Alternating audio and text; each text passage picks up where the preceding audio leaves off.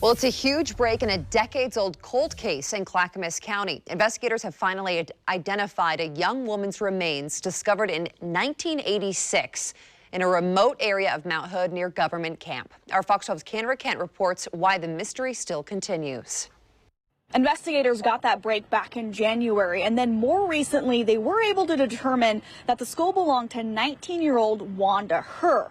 Now, they're not sure exactly how she died, but they do believe she may have been murdered sometime in the late 1970s. However, she was never reported missing, so the key to this case was her DNA and then matching it up with profiles of other people's DNA that have been shared online.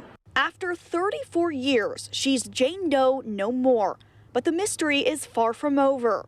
I'm looking for the needle in the haystack that could help us lead us to who could have possibly killed her. This is Wanda Herr at age 12 years old. She was never reported missing, but she disappeared sometime in the late 1970s, and part of her skull was found nearly a decade later by Forest Service workers near Government Camp in 1986. Investigators at the time determined the skull and a few scattered remains had spent about 10 years along Still Creek Road 2612 and Road 145. For the Clackamas County Sheriff's Office, the case was cold from the beginning, but new technology is always a game changer. In 2008, artists were able to reconstruct what Jane Doe may have looked like, and they released this clay bust, but she remained a mystery. Fast forward to 2020 and a huge break in the case.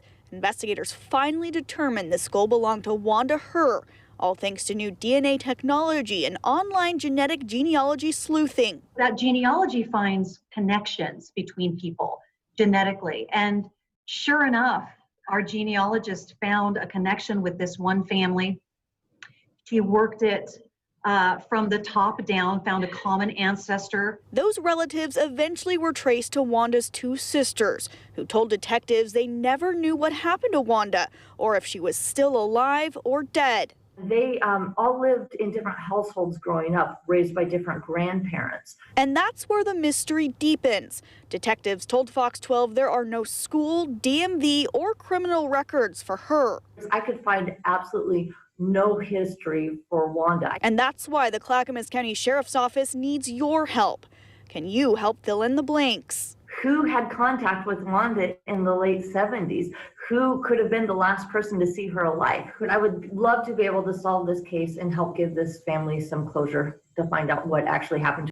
Here's what else we know about Wanda Herr. Investigators told us that her family was from Gaston, Oregon, and her sisters believe they may have last seen her in June of 1976. Wanda at that time may have been living in some sort of group home in either Gresham or Portland. Anyone with information on Wanda, even the smallest tips, can be a big help.